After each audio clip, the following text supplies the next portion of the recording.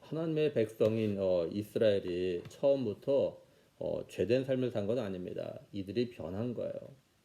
먼저 21절을 보면요. 신실하던 성읍이 어찌하여 창기가 되었고 정의가 거기에 충만하였고 공의가 그 가운데 거하였더니 이제는 살인자들 뿐이로다. 이렇게 말씀을 해요. 여기 신실하던 성읍이 어찌하여 창기가 되었는고 이걸 갖다가 세 번역은요. 그 신실하던 성읍이 어찌하여 창녀가 되었습니까? 이렇게 번역했어요. 이스라엘이 너무도 변한 거에 대해서 한탄하고 있는 거죠. 우리도 주변에서 야, 저 사람 어떻게 저렇게 변했어? 이렇게 한탄하듯이 말할 때가 있어요. 이런 한탄의 말은 이전에는 저러지 않았는데 안 좋은 쪽으로 변했을 때 하는 거죠. 이스라엘 예루살렘이 다시 말해서 이스라엘 백성들이 이전에는 하나님 앞에 신실했어요. 여기 신실하다라는 표현은요, 어떤 때 하는 거냐면 부부 관계를 말할 때 하는 겁니다. 그러니까 하나님께서 2절에서는 이스라엘 백성들과 자신과의 관계를 갖다가 부모 자식 관계로 이렇게 표현했어요.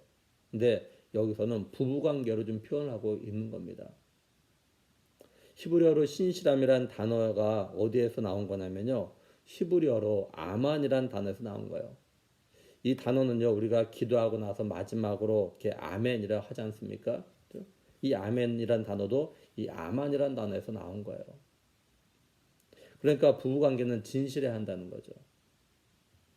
이전에 이스라엘 백성들이 하나님 앞에서 진실했어요. 근데 어느 순간부터 신실하지 못하고 창기로 변한 겁니다. 한마디로 남편 대신 하나님을 갖다 버리고 하늘을 갖다 판 겁니다. 이방 나라 사람들이 섬기는 우상을 갖다 섬기기 시작한 거예요. 이걸 오늘 우리에게도 적용해서 생각해 볼 필요가 있어요. 우리들도 하나님의 은혜로 말미암아 예수를 믿고 예수님 영접했습니다. 그리고 예수님의 거룩한 신부가 되었어요. 그래서 예수님과 함께 행복한 삶을 살았습니다. 오직 예수님밖에 없었어요. 근데 어느 날부터인가 눈에 신랑 대신 예수님만 보이는 게 아니라 다른 게 보이기 시작하는 겁니다. 돈이 보이고 명예가 보이고 행복이 보이고 즐거움이 보이고 좋은 집, 좋은 차, 좋은 환경들이 보이면서 자신도 모르게 조금씩 세상의 것들에 마음을 빼앗기지 않았는가 돌아보자라는 거예요. 우리 신랑 되신 예수님과의 관계에서 신실함이 그대로인지를 갖다 돌아보자라는 겁니다. 우리가 지금도 예수님과의 관계에서 신랑 되신 예수님의 신부로서 신실함을 지키며 믿음의 삶을 살고 있다면 끝까지 이런 믿음의 신실함을 갖다가 지키려고 노력을 해야 돼요. 그러나 만약에 예수님과의 관계에서 신실함이 흔들렸다면, 문제가 생겼다면 예수님께서 소아시아의 에베소 교회를 향해서 하신 말씀처럼 처음 사랑을 어디에서 떨어뜨는지, 왜 무엇 때문에 처음 사랑 신실함이 흔들렸는지 갖다 돌아보고 회복하기 위해서 노력을 해야 한다는 겁니다. 이전에 이스라엘에는 공의와 정의가 있었어요. 근데 지금은 어떠냐면 살인자만 남았다는 겁니다. 여기 살인자는 진짜 사람을 갖다가 주인공을 말하는 것이 아닙니다. 공의와 정의를 갖다가 가장해가지고 가난하고 힘없는 사람들의 소유를 갖다가 빼앗는 걸 말합니다. 요한일서 3장 15절에 그 형제를 미워한 자마다 살인한 자니 이렇게 말씀을 하죠. 그러니까 형제의 소유를 갖다 빼앗는 걸 살인했다라고 이렇게 표현을 한 겁니다. 이걸 다른 말로 하면 형제를 사랑하지 않음으로 인해서 미워하고 또한 형제의 소유를 갖다가 힘으로 강탈했던 거예요. 그리고 또 이스라엘이 어떠했냐면 22절에 내 은은 찌꺼기가 되었고 내 포도주에는 물이 섞였도다 이렇게 말씀을 하죠. 이걸 세 번역은 네가 만든 은은 불순물의 찌꺼기뿐이고 네가 만든 가장 좋은 포도주에는 물이 섞여 있구나 이렇게 번역했어요. 이건 이스라엘의 관리들이 부패했음을 갖다 말해주는 겁니다. 타락했다는 거예요. 순수해야 하는 은혜는 불순물이 잔뜩 껴서 찌꺼기가 돼버렸고 포도주에다가 물을 타서 포도주의 맛을 갖다 느낄 수 없다라는 거예요. 이걸 오늘 우리 하나님의 백성된 성도들에게 어떻게 적용해서 생각해 볼 수 있을까요? 예수님이 우리 성도들에게 너는 세상의 소금이라 이렇게 말씀하셨어요. 근데 소금이 그 맛을 잃어버리면 잃어버릴 수도 있다고 말씀하셨죠. 물을 너무 많이 섞어버리면 소금은 그 맛을 잃어버립니다. 소금의 능력이 사라지죠. 오늘날 성도들이 아니 우리들이 소금의 원래 짠맛을 갖다가 얼마나 가지고 있는가. 우리 성도들이 소금인데 그 소금이 짠맛을 갖다가 잃어버리게 된 건 세상에 물들 때입니다. 세상의 물에 조금씩 물들더니 이제는 소금의 맛을 갖다가 잃어버릴 정도가 되어버린 오늘 성도와 교회가 아닌가 돌아보자라는 거예요.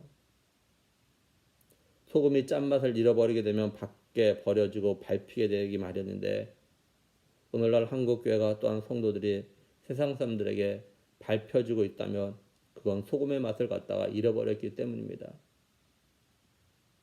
교회가 또한 성도가 세상에 물들어서 소금의 맛을 갖다 잃어버렸다면 어떻게 해야 할까요? 빛이 되신 예수님께 다시 나가야 합니다. 빛 되신 예수님 앞에 다시 서야 됩니다. 마치 바닷물을 햇빛에 오래 놔두면 물기가 사라지고 소금만 남듯이 우리 성도들과 교회 공동체들이 소금의 맛을 갖다가 잃어버렸거나 너무 세상에 물들어가지고 소금의 맛이 흐려졌다면 다시 세상에 참된 빛이 되신 예수님 앞에 나와야 하는 거죠. 그럴 때 우리 성도들과 한국교회가 다시 소금의 맛을 갖다가 회복할 수 있는 겁니다. 코로나19로 인해서 기독교 이미지가 땅에 떨어져서 사람들에게 밟히고 있는데 다시 회복하려면 한국교회가 예수님 앞에 진실한 마음으로 서야 되죠. 진실한 마음으로 회개하며 우리 안에 있는 세상에 물든 것들을 다 태워 증발시켜야 합니다. 우리 자신들 돌아보면서 내 안에 물든 세상의 것들이 뭐가 있는지를 갖다 돌아보고 세상의 빛이 되신 예수님께 성령의 불로 세상에 물든 우리의 마음을 갖다 태우시고 증발시키셔서 진실로 세상의 빛과 소금으로 갈 수 있길 위해서 기도할 수 있길 원합니다. 근데 이스라엘이 이렇게 될 수밖에 없었던 건 이스라엘의 지도자들 때문에 그래요. 23절에 보면 내 고관들은 패역하여 도둑과 짝하며 다 뇌물을 사랑하며 예물을 구하며 고아를 위하여 신원하지 아니하며 과부의 송사를 수리하지 아니한도다 이렇게 말씀을 해요. 세 번역은 너희 지도자들은 주님께 반역한 자들이여 도둑의 짝이다. 모두들 뇌물이나 좋아하고 보수나 계산하면서 쫓아다니고 고아의 송사를 변호하여 주지 않고 과부의 하소연쯤은 귓전으로 흘리는구나 이렇게 번역했습니다. 이스라엘의 고관들 다시 말해서 지도자들이 이처럼 부패하고 타락했다면 이렇게 타락한 이유가 뭐냐면 하나님께 배역했기 때문이라는 겁니다. 반역했기 때문에. 하나님께 반역하니까 다시 말해서 하나님의 말씀과 명령을 버리니까 이제는 눈에 뵈는 게 없는 겁니다.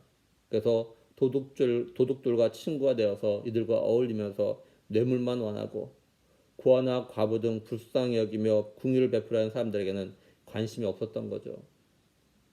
이걸 오늘날 우리 시대에 어떻게 적용해서 생각해 볼 수 있을까요? 일단 이스라엘 백성들은요 모두 하나님의 백성들입니다. 하나님이 어떤 분인지를 갖다 기본적으로는 다 알고 있어요. 그리고 하나님께 제사하며 다시 말해서 하나님을 섬기는 자들입니다. 그런데 이런 자들이 하나님을 갖다 배반한 거예요. 하나님을 배반했다고 해서 제사를 갖다 안 드리는 건 아닙니다. 제사 때가 되면 제사한다고 성전에 올라갔습니다. 하지만 이미 마음에서 하나님을 떠났기 때문에 하나님이 원하시는 삶을 갖다가 사는 게 아니라 세상에 오염되고 죄된 삶을 따라서 살아갔던 거죠. 오늘날도 자신이 하나님을 섬긴다고 하는 사람들로서 주일이면 예배 드린다고 교회에 나오고 또 헌금도 하고 때론 봉사도 합니다. 하지만 마음에서는 하나님을 떠났기에 몸으로만 하는 거죠. 그리고 세상에서는 하나님이 없는 것처럼 세상 사람들과 똑같이 살아가는 거예요. 오늘날 이런 사람들이 얼마나 많은지 모릅니다. 자신은 성도라고 하면서도 이런 삶을 살아요. 국무위원 중에서도 국회의원 중에서도 고위 공무원 중에서도 경찰이나 판사나 검사 중에서도 또한 의사나 회사 CEO 중에서도 심지어는 목회자 중에도 이런 사람들이 있습니다. 그래서 예수님을 안 믿는 사람들처럼 뇌물 받는 걸 좋아하고 정말 도와주고 불쌍히 여기하는 사람들에게는 관심 없이 살아가는 사람들이 있어요. 오늘 우리는 이런 시대와 이런 사람들을 보면서 마음 아파하고 기도해야 합니다. 그리고 우리는 하나님을 배반하는, 다시 말해서 하나님이 안 계신 것처럼 살면 안 된다는 거예요. 우리는 살아계신 하나님 앞에서 살아가고 있다는 것을 갖다 늘 기억하며 살아야 합니다. 그러므로 바라기는 오늘 한 날도 우리가 하나님 앞에 있음을 갖다 기억하며 살아가길 원합니다. 그리고 예수님의 거룩한 신부로서 믿음의 신실함을 지키며 어렵고 힘들지만 끝까지 믿음으로 살아가는 우리 모두가 될 수 있기를 간절히 소원합니다. 기도하시겠습니다.